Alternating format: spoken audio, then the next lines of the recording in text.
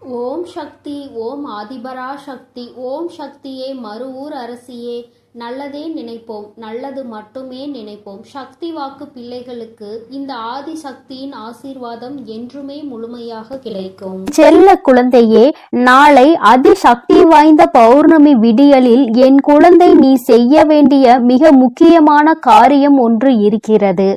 என் அன்பு பிள்ளையே, நாளை மிகவும் சக்தி வாய்ந்த பௌர்ணமி. இந்த தினத்தில் உன் குலதெய்வத்திற்கு நான் சொல்கின்ற பொருட்களை மட்டும் நீ வாங்கி கொடுத்து விட்டாய், ஆனால் நிச்சயமாக உனக்கு அவர்களினுடைய ஆசீர்வாதங்கள் முழுமையாக நீ கிடைக்க பெற்று விடுவாய். என் தங்கமே, பொதுவாகவே சில விஷயங்கள் சில நாட்களில் அதிக சக்தியை உன் இல்லத்திற்கு கொண்டு வந்து கொடுக்கும். அதுபோல ஒரு நாள்தான் இந்த நாள். இன்று மிகவும் சக்தி வாய்ந்த பௌர்ணமி. என் தங்கமே, இந்த நல்ல நாளில் உன்னுடைய இல்லத்தில் சில விஷயங்களை நீ மறக்காமல் செய்துவிட வேண்டும். தெய்வத்தன்மை உன் இல்லத்தில் முழுவதும் நிச்சயமாக நிரம்பி இருக்கும். தெய்வத்தின் மீது அதிகமான நம்பிக்கை கொண்டிருக்கின்ற உனக்கு வாழ்க்கையில் சில நல்ல விஷயங்கள் நடக்க வேண்டும் என்பது இன்றைய விதி. அதை யாராலும் மறக்க முடியாது. அதனால் என் தங்கமே, இன்று நீ செய்கின்ற ஒவ்வொரு செயலும் உனக்கு நிச்சயமாக நல்ல பலன்களை கொடுக்கும் என்பதை மறந்து விடாதே.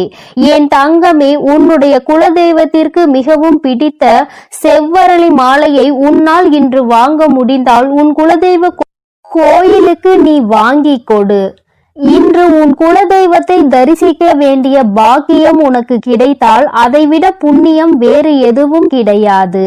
என் தங்கமே, நீ உன் அருகில் இருக்கும் கோவில்களுக்கு சென்றாலும் சரி, அல்லது உன்னுடைய குலதெய்வ கோயிலுக்கு சென்றாலும் சரி, என் குழந்தையே, நிச்சயமாக இன்று நீ செவ்வரளி மாலையை வாங்கி நீ நிச்சயமாக உன்னுடைய குலதெய்வத்துக்கோ அல்லது உன்னுடைய இஷ்ட தெய்வத்திற்கோ நீ போட்டுவிட வேண்டும். அல்லது உன் இல்லத்தில் இருக்கின்ற உன்னுடைய தெய்வங்களின் சிலையாக இருந்தாலும் சரி, அவரினுடைய உருவப்படமாக இருந்தாலும் சரி, அவற்றிற்கு நீ பௌர்ணமி அன்று அவர்களின் மனதை குளிர்விக்க வேண்டியதாக இருக்கிறது. அதற்காக நீ அந்த மாலையை அவர்களுக்கு அணிவிக்க வேண்டும். என் தங்கமே, சிவப்பு வண்ணத்தில் இருக்கின்ற மலரினால் அவரை நிச்சயமாக இன்று உன்னால் திருப்திப்படுத்த முடியும். என் தங்கமே, பொதுவாக அது சக்தி வாய்ந்த நாட்களில் செய்யக்கூடிய மிக முக்கியமான ஒரு விஷயம்.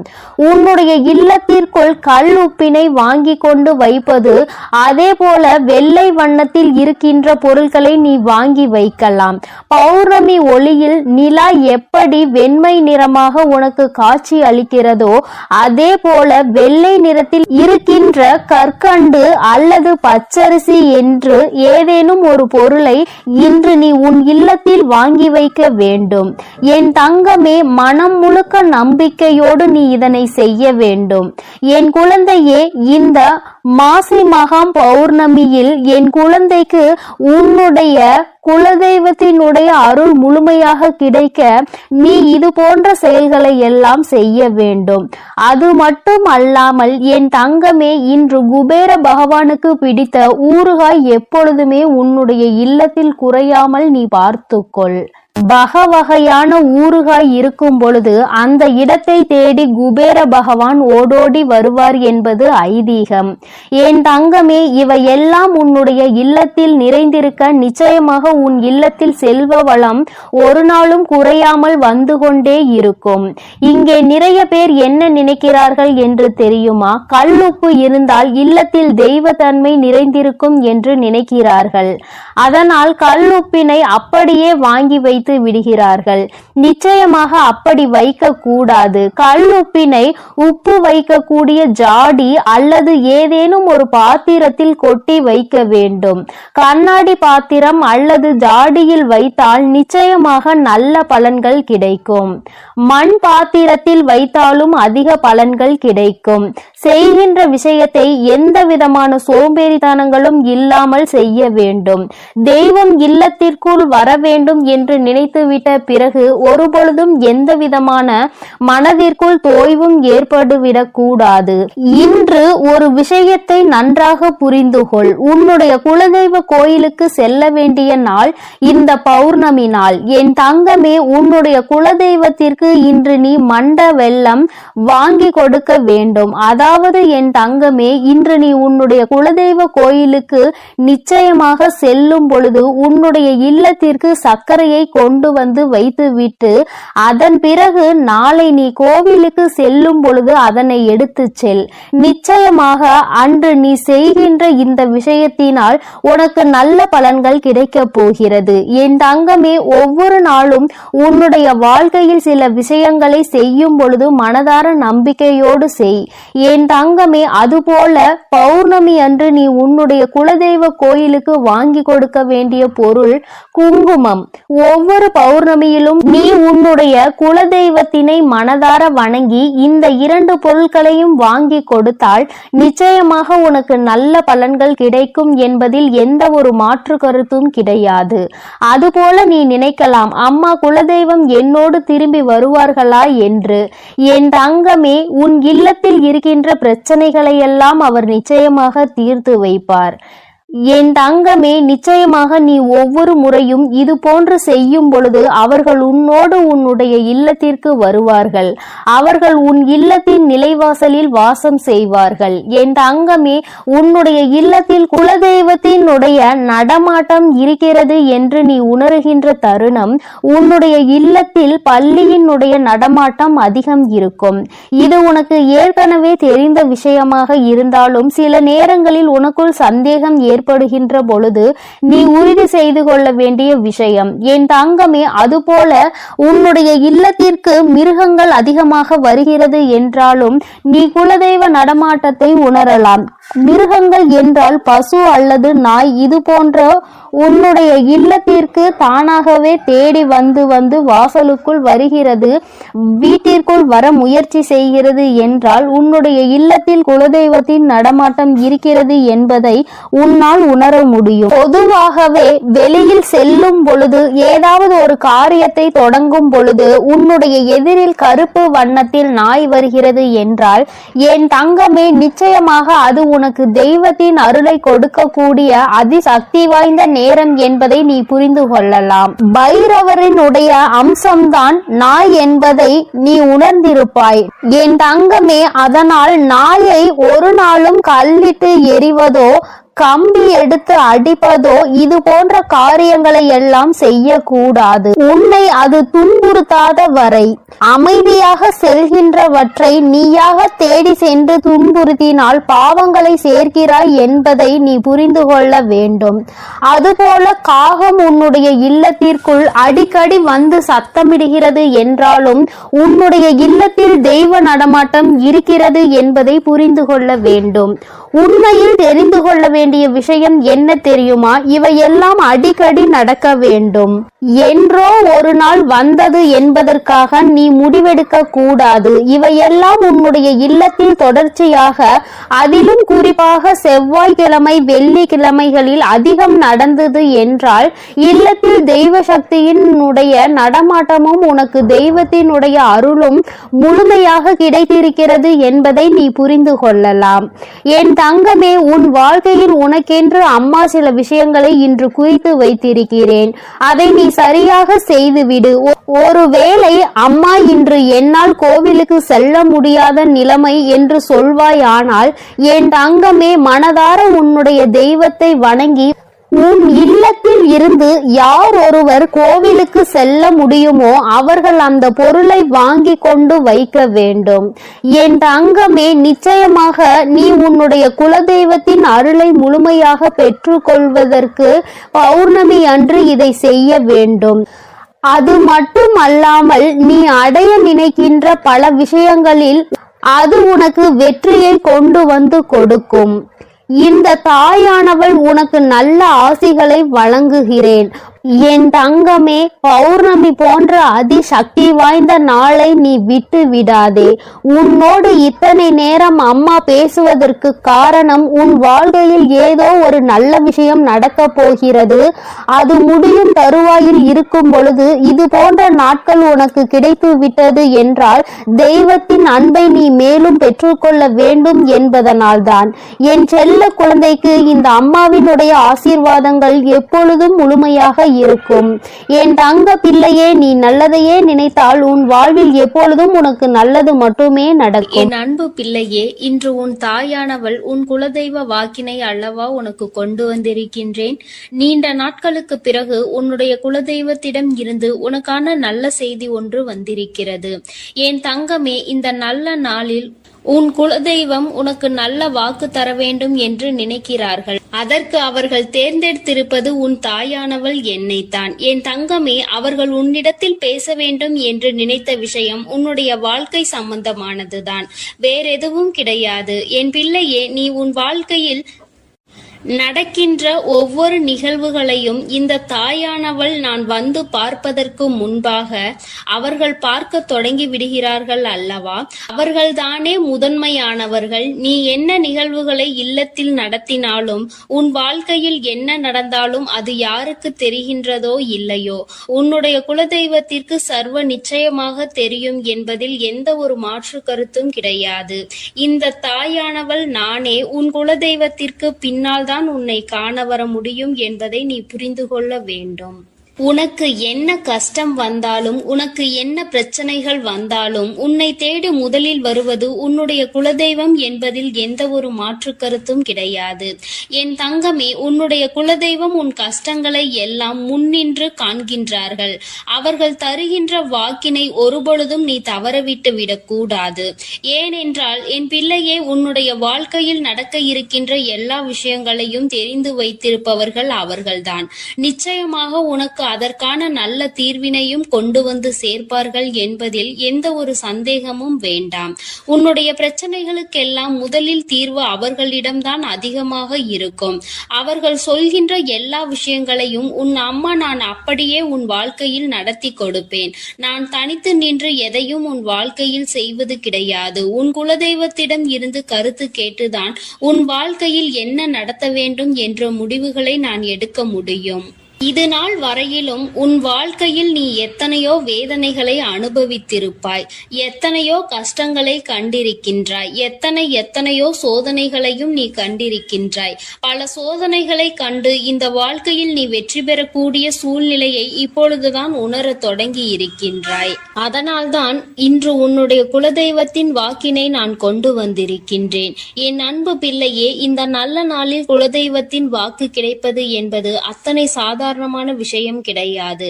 என் தங்கமே, அதனால் உனக்கு கிடைக்கும் பொழுது அதனை நீ சரியாக உன் வாழ்க்கையில் பயன்படுத்திக் கொள் என்றுதான் அம்மா சொல்கின்றேன். என்றென்றைக்கும் உனக்கு நல்ல ஆசீர்வாதங்களை வழங்கி கொண்டு இருக்கின்றார்கள்.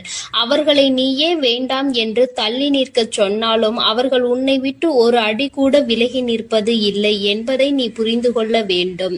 என் தங்கமே, எல்லாவற்றிற்கும் முதன்மையாக இருக்கக்கூடிய உன் குலதெய்வம் இன்று உனக்கு தர வந்திருக்கின்ற இந்த வாக்கானது உன்னுடைய வாழ்க்கையில் அதிசக்தி வாய்ந்த வாக்காக இருக்கும். என் குழந்தையால் மறக்க முடியாத நல்ல வாக்காக இருக்கும். என் தங்கமே, நான் எப்பொழுதும் உன்னை தேடி வந்து உன்னோடு பேசிக் கொண்டிருப்பதை உன் குலதெய்வம் கண்டதினால்தான் என் மூலமாக உன்னிடத்தில் பேசுகிறார்கள். அதற்கும் என் பிள்ளைக்கு சந்தேகம் வரும் அல்லவா? குலதெய்வம் என்னிடத்தில் பேச வேண்டியதுதானே, எதற்காக உன் மூலமாக என்னிடத்தில் பேசுகிறார்கள் என்ற சந்தேகம் உனக்கு வரத்தானே செய்யும். என் தங்கமே, உன்னுடைய சந்தேகத்திற்கான பதிலை நான் இப்பொழுதே உன்னிடம் சொல்லிவிடுகின்றேன். நீ என்னோடு அதிக அன்போடு இருப்பதனால் என் மூலமாக உன்னை காண வந்திருக்கின்றார்கள். அப்படியானால் ஒரே நேரத்தில் உன்னுடைய குலதெய்வத்தையும் உன்னுடைய இஷ்ட தெய்வத்தையும் கண்டுவிட்ட பலன் உனக்கு கிடைத்து விடும் அல்லவா? என் தங்கமே, இந்த தாயானவள் உன் வாழ்க்கையில் எந்த அளவிற்கு இடத்தை பிடித்திருக்கிறேன் என்பது நான் நன்கு உணர்ந்த விஷயம்தான். என் பிள்ளையே, நீண்ட நாளாக உன் தாயானவள் உன் வாழ்க்கையில் இருக்கின்ற ஒரு கஷ்டத்தை புரிந்துதான் அதற்கான அதற்கான தீர்வினை கொடுப்பதற்காக வந்திருக்கின்றேன். இனி இந்த வாழ்க்கையில் உனக்கு நல்லது நடக்கும் என்பதை நீ முழுமையாக நம்பிவிட்டாலே போதும். எல்லா கஷ்டங்களிலும் இருந்து உனக்கு நான் நிச்சயமாக ஒரு நல்ல நிலையை கொடுப்பேன். இதில் எந்த ஒரு மாற்று கருத்தும் கிடையாது. எல்லா சூழ்நிலைகளும் உன் வாழ்க்கையில் மாறிவிடும். குலதெய்வம் இன்று உனக்கு தருகின்ற வாக்கினை சரியாக கேட்டுக்கொள். அதை உன்னுடைய மனதிற்குள் நீ பதிய வைத்துக்கொள். என் குழந்தையே, உன் குலதெய்வம் உன்னிடத்தில் சொல்கின்ற முக்கியமான விஷயம், உன் வாழ்க்கையில் பல மாற்றங்கள் ஏற்பட போகிறது என்றுதான் சொல்கின்றார்கள். ஒரு கஷ்டத்தில் இருந்து நீ மீண்டு வரப் போகின்றாய். உன்னை கை நீட்டி பேசிய ஒருவர் உன்னிடத்தில் மன்னிப்பு கேட்கப் போகின்றார். உன் மனதினை காயப்படுத்திய ஒருவர் இன்று வேதனைப்பட்டு கொண்டிருக்கிறார். குலதெய்வத்தின் முன்னால் நின்று யாரெல்லாம் உன்னை சபித்தார்களோ அவர்கள் வாழ்க்கை கேள்விக்குறியாக மாறி நின்று கொண்டிருக்கிறது. இப்படி ஒவ்வொருவரும் அவர்கள் வாழ்க்கையில் செய்திருக்கின்ற விஷயங்களை கண்டு மனம் வேதனை பட போகின்றார்கள். உனக்கு வாழ்க்கையில் கஷ்டம் வந்துவிட்டது என்று எண்ணி வருத்தப்படாமல், என் பிள்ளையே, இனி உன் வாழ்க்கையில் நடப்பது எல்லாமே உன் சந்தோஷத்தை மட்டுமே அடிப்படையாக கொண்டது என்பதை நீ புரிந்து கொண்டால் போதும். என் பிள்ளையே, இந்த வாழ்க்கை உனக்கு கொடுத்தது எல்லாமே இனி உன்னுடைய மனநிலையில் சந்தோஷத்தை கொண்டு வந்து கொடுக்கும் என்பதை நீ புரிந்து கொண்டால் போதும். எல்லோரும் ஒரு நாள் இந்த தாயானவள் என்னுடைய வாழ்க்கையில் என்ன நடத்தி கொடுத்தாள் என்று நிச்சயமாக யோசிக்கின்றபடி உன் வாழ்க்கையில் அம்மா நிச்சயமாக நல்ல விஷயத்தை நடத்தி கொடுப்பேன் என்பதை நீ புரிந்து கொண்டால் போதும். இப்பொழுதெல்லாம் இந்த வாழ்க்கையில் நீ பட்ட கஷ்டங்களுக்காக வேதனைப்பட்டு நின்றாயோ, அந்த நேரத்தில் எல்லாம் உன் குலதெய்வமும் உன் தாயானவள் நானும் உன்னை காக்க வந்திருக்கிறோம் என்பதை ஒரு நாளும் நீ மறந்துவிடக் கூடாது.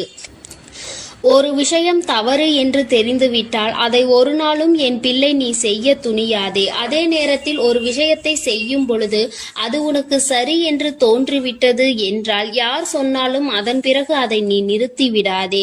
நல்லபடியாக அதை செய்து நீ வெற்றி பெறுவதற்கான முயற்சிகளை எடுத்துக்கொள்ள வேண்டுமே தவிர ஒரு நாளும் என் பிள்ளை இந்த வாழ்க்கையில் நீ அடைய நினைக்கின்ற விஷயங்களை அடையாமல் விட்டுவிடக் கூடாது. உன்னுடைய முயற்சி இந்த வாழ்க்கையில் அதிகமாக இருப்பது போல இனி உன் வாழ்க்கையில் நடப்பது எல்லாமே உன் சந்தோஷத்தை மட்டுமே அடிப்படையாக கொண்டது என்பதனை நீ புரிந்து நடந்து கொள்ள வேண்டும். உனக்கு என்றென்றைக்கும் உன்னுடைய குலதெய்வம் துணை இருக்கின்றது என்பதை புரிந்து கொண்டு உனக்கு என்னாலும் இந்த தாயானவளின் உடைய ஆசீர்வாதங்கள் இருக்கும் என்பதை நினைவில் வைத்துக்கொண்டு நீ செய்ய நினைக்கின்ற விஷயங்கள் எல்லாவற்றையும் சரியாக செய்து கொண்டு இருக்க வேண்டும். என் தங்கமே, என்றெல்லாம் இந்த தாயானவள் உன் வாழ்க்கையில் வருகின்றாரோ என் தங்கமே, என்றெல்லாம் இந்த தாயானவள் உன் வாழ்க்கையில் வருகின்றாளோ அன்றெல்லாம் என் கூட உன்னை காண உன் குலதெய்வமும் வருகிறார் என்பதை நீ மறந்துவிடக் கூடாது. என் பிள்ளையே, எந்த விஷயங்களை உன் வாழ்க்கையில் செய்வதாக இருந்தாலும் நாங்கள் இருவரும் கலந்து ஆலோசித்துதான் உனக்கு செயல்படுத்துவோம் என்பதையும் நீ நினைவில் வைத்துக் கொள்ள வேண்டும். என் பிள்ளையே, நீ கேட்பதை தெளிவாக கேட்க வேண்டும். அப்பொழுதுதான் உனக்கு கொடுக்கின்ற தெய்வங்களும் எதையும் யோசிக்காமல் கொடுக்கும் என்பதை நீ புரிந்து கொள்வாய்.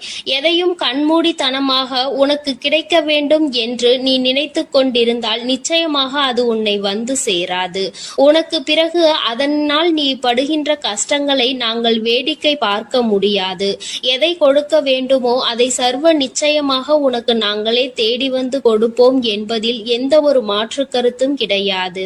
என் தங்கமே, இந்த வாழ்க்கையில் உனக்கு நடந்துவிட்ட எல்லா விஷயங்களிலும் இருந்து நீ நல்லபடியாக மீண்டு வர போகின்றாய். அவர் உன் வாழ்க்கையில் உனக்கு கஷ்டங்களை கொடுக்கிறார் என்று நீ நினைத்து விடாதே.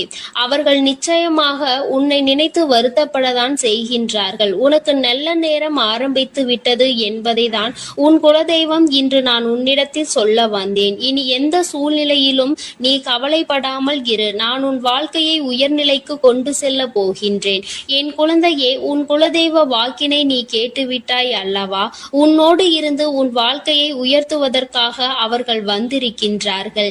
இனி ஒருபோதும் என் பிள்ளை நீ தடம் புரண்டு சென்று விடாதே. நல்லது நடக்கின்ற நேரத்தில் உன் குலதெய்வம் உன்னை காண வந்திருக்கிறது என்றால் என் பிள்ளையே, இனி இந்த வாழ்க்கையில் என்றென்றைக்கும் உனக்கு சந்தோஷம் மட்டுமே நிலைத்திருக்க போகிறது என்பதை நீ புரிந்து கொண்டு விட்டால் போதும். என் அன்பு பிள்ளைக்கு இந்த தாயானவளினுடைய ஆசீர்வாதங்களும் உன் குலதெய்வத்தினுடைய ஆசீர்வாதங்களும் எப்பொழுதும் முழுமையாக கிடைக்கும். என் தங்கமே, அதனால் நீ எதற்காகவும் கலங்காதே, எதை நினைத்தும் வருந்தாதே. நீ நல்லதையே நினைத்தால் உன் வாழ்வில் எல்லாம் உனக்கு நல்லதாக மட்டுமே நடக்கும். என் அன்பு பிள்ளையே, உன்னை கண்ணீர் சிந்த வைத்தவர்கள் கண்கலங்கி நிற்க போகின்றார்கள். என் தங்கமே, இன்று இந்த தாயானவள் உன்னுடைய குலதெய்வ வாக்கினை கொண்டு வந்திருக்கின்றேன். குலதெய்வ வாக்கை தவிர்த்து விடாதே. ஏனென்றால் உன்னுடைய மிகப்பெரிய கேள்விக்கு உன் குலதெய்வத்திடம் இருந்து உனக்கு பதில் வந்திருக்கின்றது. என் தங்கமே, இன்று இந்த தாயானவள் உன்னை தேடி வந்து உனக்கான நல்ல வாக்கினை கொண்டு வந்ததற்கு மிகவும் முக்கியமான காரணம் என்ன தெரியுமா? என் பிள்ளைக்கு மனதில் இருக்கின்ற ஒரு மிகப்பெரிய குழப்பத்திற்கு தீர்வினை கொண்டு வந்து சேர்க்க வேண்டும் என்பதுதான். நான் இங்கே கண்ணீர் சிந்துகிறேன், யாருக்கும் எந்த துரோகத்தையும் செய்யாமல். ஆனால் என்னை கண்ணீர் சிந்த வைத்தவர்கள், என்னை மனம் வருந்த வைத்தவர்கள் அங்கே நிம்மதியாக இருப்பதற்கு என்ன காரணம் தாயே என்று என் பிள்ளை நீ என்னை பார்த்து கேட்கின்றாய் அல்லவா? இந்த கேள்விக்கு உனக்கு நான் பதில் கொடுக்க வேண்டும் அல்லவா? என் குழந்தையே, நீ எத்தனையோ கண்ணீர் சிந்தினாய். சரி, நீ இப்படி கண்ணீர் சிந்துவதற்கு யார் காரணம் என்று ஒரு நொடி உணர்ந்து பார்த்தாயா? உண்மையாகவே நீ இப்பொழுது சிந்திய இந்த கண்ணீருக்கு அவர்கள் உண்மையில் தகுதியுடையவர்கள் தானா? அவர்கள் பேச்சுக்கு நீ மதிப்பு கொடுத்தது நியாயம்தானா என்பதை முதலில் நீ தெளிவாக புரிந்து கொண்டிருந்தால் உனக்கே பாதி பதில் அப்பொழுதே கிடைத்திருக்கும். சரி, அவர்கள் சொல்வதை சொல்லிவிட்டார்கள், நீயும் அழுவதை அழுது விட்டாய். இப்பொழுது உன் குலதெய்வம் இதற்கு பதில் சொல்ல வந்ததற்கு காரணம் என்ன தெரியுமா?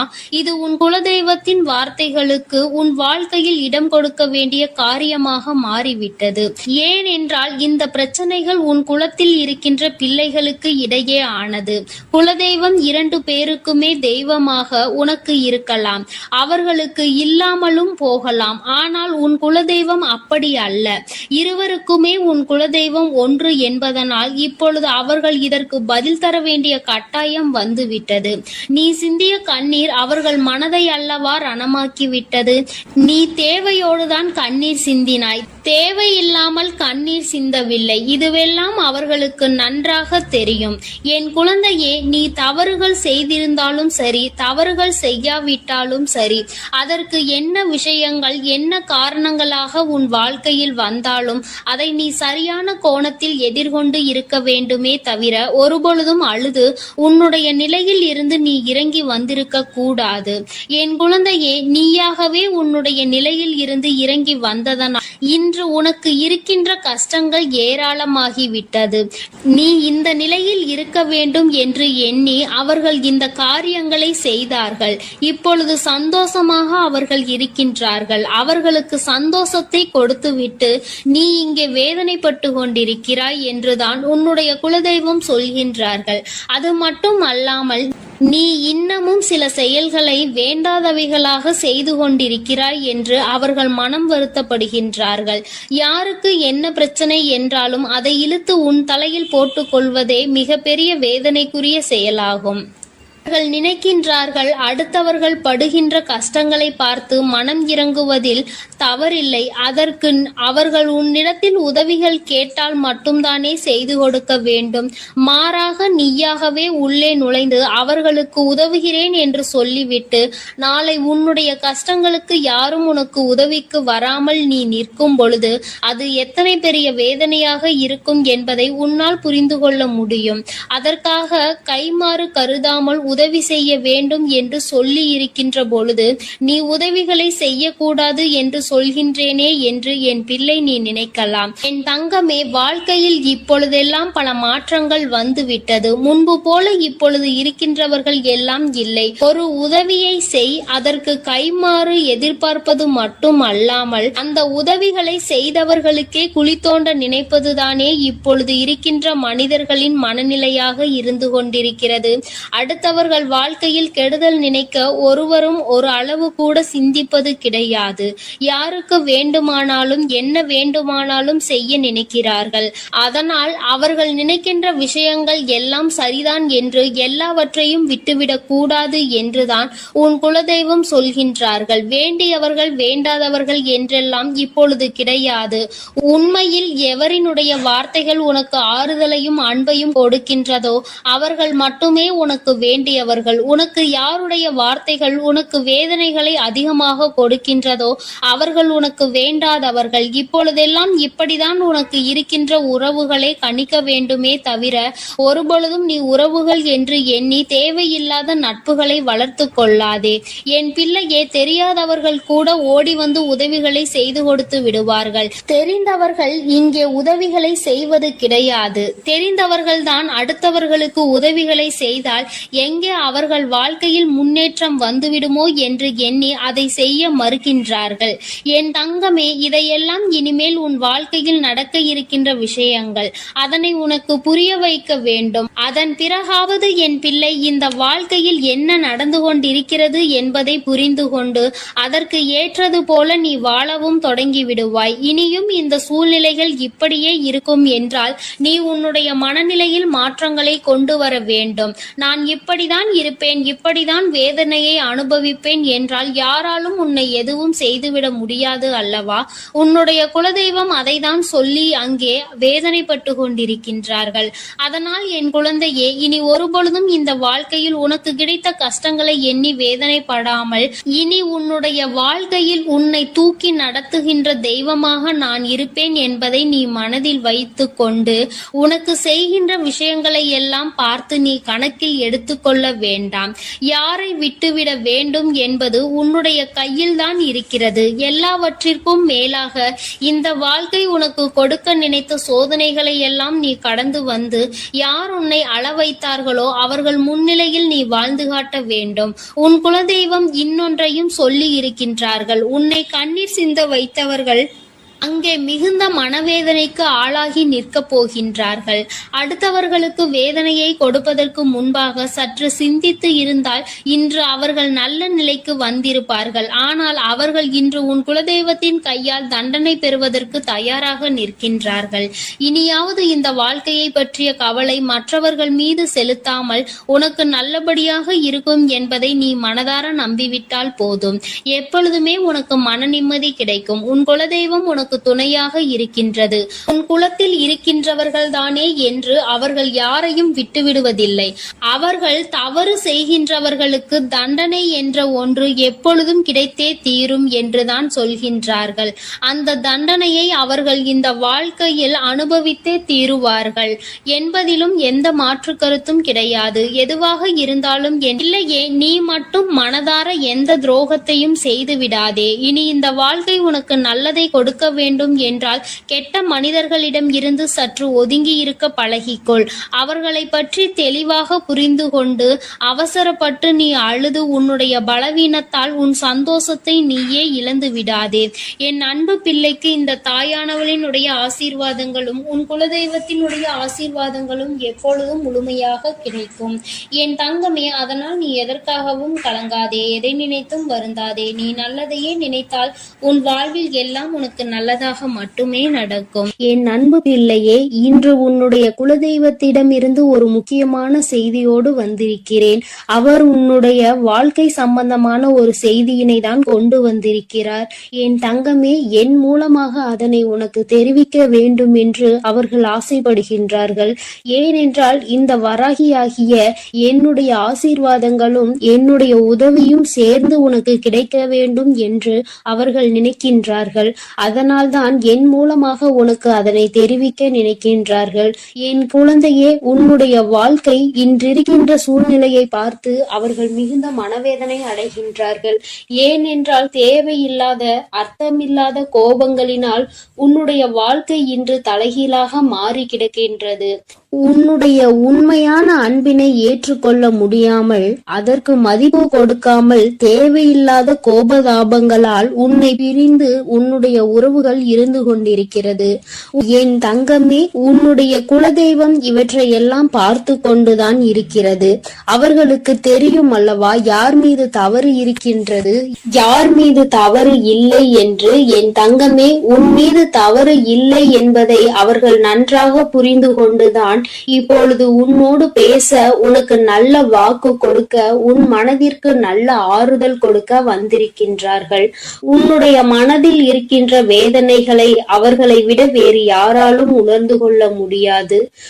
உன்னுடைய குலத்தினை காக்கின்ற தெய்வம் இன்று நீ உன்னுடைய குலத்தோடு ஒன்றுபட்டு இல்லாமல் பிரிவினையில் இருப்பதை கண்டு அவர்கள் சிறிது மனவேதனையில் இருந்து கொண்டுதான் இருக்கின்றார்கள். ஆனாலும் உன் மீது தவறு இல்லை, உன்னை சுற்றி இருப்பவர்கள் மீதுதான் தவறு இருக்கின்றது. நயவஞ்சகத்தால் உன்னை வீழ்த்த நினைத்தவர்களை தான் நீ விட்டு பிரிந்திருக்கிறாய் என்பதும் அவர்களுக்கு நன்றாக தெரியும்.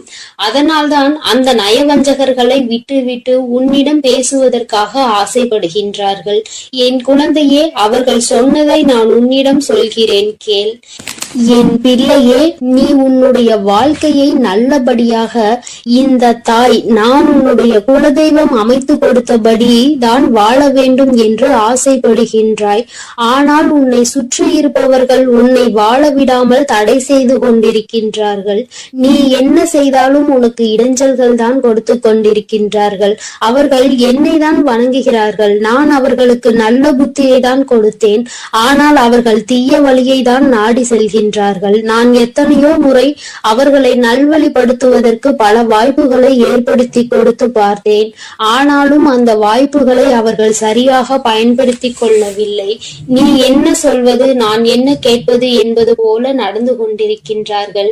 என் தங்கமே, உன்னுடைய குலதெய்வம் எனக்கே அவர்கள் இத்தனை மரியாதை தான் வைத்திருக்கிறார்கள் என்றால் உன்னை அவர்கள் எந்த அளவிற்கு நடத்துவார்கள் என்று எனக்கு புரிந்து கொள்ள முடிகிறது. அவர்களினுடைய மனநிலை, அவர்களினுடைய போக்கு எதுவும் உன் தாயானவள் எனக்கு பிடிக்கவில்லை. நான் அவர்களுக்கு கொடுத்த வாய்ப்பினை அவர்கள் தவற விட்டு விட்டார்கள். இனிமேல் நான் உன் குலத்தை காக்கின்ற தெய்வமான அவர்களுக்கான தண்டனையை நான் கொடுக்க வேண்டியதாக இருக்கின்றது. நான் சில தண்டனைகளை மறைமுகமாக கொடுத்து பார்த்தேன். ஆனால் அந்த தண்டனையை அவர்கள் கொஞ்சம் கூட மதிக்கவும் இல்லை. அந்த தவறுகளை திரும்ப திரும்ப செய்து கொண்டேதான் இருக்கின்றார்கள். அவர்கள் என்னவோ அவர்களுக்கு நடந்ததெல்லாம் ஒரு பெரிய விஷயமாக தெரியாதது போல நடந்து கொண்டு திரிகின்றார்கள். என் தங்கமே, நீ வேதனைப்படாதே. உன்னை சுற்றி உன்னை காயப்படுத்துபவர்களுக்கானது இனிமேல் அவர்கள் கைகளில் வந்து சேரும். நீ நன்றாக இருக்க மாட்டாய் என்று சொன்ன வாய் அவர்களே அழிக்க போகின்றார்கள். என் தங்கமே, நீ நினைக்கலாம் நம் குலதெய்வம் அவர்களுக்கு இது போன்ற வழிகளை செய்யக்கூடாது, அவர்களுக்கு இது போன்ற காயத்தினை ஏற்படுத்த கூடாது என்று நீ நினைக்கின்றாய். ஏனென்றால் உன்னுடைய மனது அத்தகைய நல்ல மனதல்லவா. எல்லோருக்குமே நல்லதை மட்டுமே செய்ய வேண்டும் என்று நினைத்தாய் அல்லவா. நீ நினைத்ததன் பலன்தான் இன்று அனுபவித்துக் கொண்டிருக்கிறாய். ஆனால் நீ நினைத்தது யாருக்காக என்பதை ஒரு முறை சிந்தித்திருக்க வேண்டும். நயவஞ்சக கூட்டம் சூழ்ச்சிகளினால் மற்றவர்களை வீழ்த்தி விடலாம் என்று நினைக்கின்ற கூட்டம். எத்தனை கஷ்டங்கள், எத்தனை சோதனைகளை கொடுத்தாலும் அதிலும் திருந்தாத கூட்டம். அவர்களுக்காக அல்லவா நீ உதவிகளை செய்ய நினைக்கின்றாய். அவர்களுக்காகத்தானே இப்போது இறக்கப்படுகின்றாய். நீ செய்த நன்றியை ஒரு சிறிதளவு கூட மதிக்காதவர்கள் நீ செய்த உதவியை ஒரு சிறு துளியேனும் மதிக்காமல் உனக்கு ஒரு சிறு துளி கூட நன்றி என்கின்ற உணர்வினை காட்டாமல் இருக்கின்றார்கள். எத்தனை செய்தாலும் இனியும் அவர்களுக்கு அந்த நன்றி இருக்க போவதில்லை.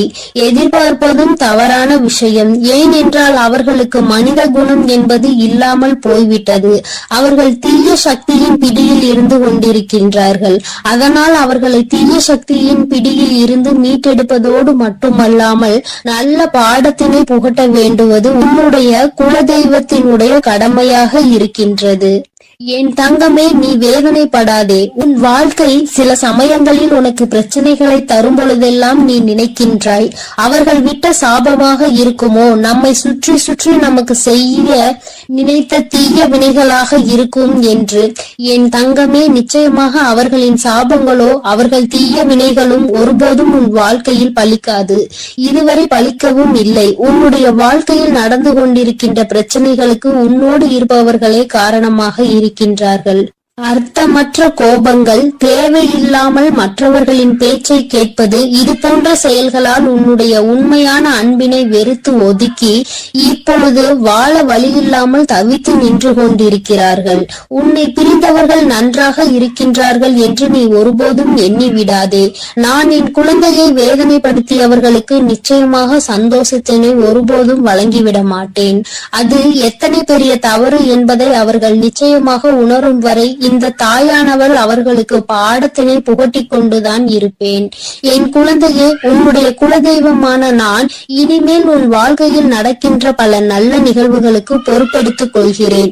நீ சந்தோஷமான மனநிலைக்கு மாற போகின்றாய். உனக்கு தீங்கு செய்ய நினைத்தவர்கள் அதற்கான பலனை அனுபவிக்க போகின்றார்கள். உன்னை விட்டு பிரிந்த வாழ்க்கை மீண்டும் உன்னிடமே வந்து சேர போகின்றது. நீ உனக்கு யாரெல்லாம் நல்லது செய்யவில்லை, உன்னை பழிவாங்க வேண்டும் என்று நினைத்தார்கள், உனக்கு தீங்கு செய்ய வேண்டும் என்று நினைத்தார்கள் என்று நினைக்கிறாயோ, அவர்களை எல்லாம் நினைப்பதை முதலில் நிறுத்திவிடு. அவர்களை எல்லாம் ஒரு ஆளாக நீ மதிக்கவே வேண்டிய அவசியம் இல்லை. உன் முன்னால் வந்து நின்றால் கூட யாரோ என்று கடந்து சென்று கொண்டே இரு. ஒருபோதும் அவர்களினுடைய உறவை நீ ஒட்டிக்கொள்ள வேண்டும் என்று நினைக்க தேவையில்லை. இந்த உறவு உன் வாழ்க்கை முழுவதும் தொடரப்போவதும் இல்லை. நிச்சயமாக ஏதாவது ஒரு இக்கட்டான கட்டத்தில் உன்னை யாரென்று தெரியாதது போல நடந்து கொள்வார்கள். நிறைய அதற்கான வாய்ப்புகள் இருக்கின்றது. இன்றிருக்கின்ற மனிதர்களின் மனநிலை எல்லாம் அப்படிதான் இருக்கிறது. எல்லாம் தனக்கு மட்டும்தான், வேறு யாருக்கும் எதுவும் கொடுக்க கூடாது என்ற எண்ணம் அவர்களுக்குள் இருக்கும் வரை அவர்கள் வாழ்க்கையில் ஒருபோதும் எந்த ஒரு முன்னேற்றத்தையும் கண்டுவிட முடியாது. என் குழந்தைகளை நான் என்னுடைய குடும்பம் ஒற்றுமையாக இருக்க வேண்டும் என்றுதான் ஆசைப்பட்டேன்.